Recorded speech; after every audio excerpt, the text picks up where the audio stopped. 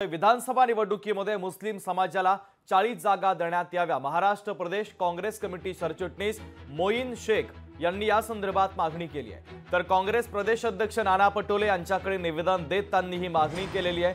महत्त्वाची बातमी आपण पाहतोय, विधानसभा निवडणुकीमध्ये मुस्लिम समाजाला 40 जागा देण्यात यावा अशी मागणी आता मोईन शेख यांनी केलेली आहे। मुस्लिम समाजाला येणाऱ्या विधानसभेच्या निवडणुकीमध्ये 40 जागा द्यावं अशी आम्ही त्यांना विनंती केलेली आहे आणि कशा पद्धतीने 40 जागा निवडून येतील याची सुद्धा त्यांना एक माहिती सुद्धा दिलेली आहे आणि ती माहिती इलेक्शन कमिशनकडून आम्ही काढून त्यांना दिलेली आहे।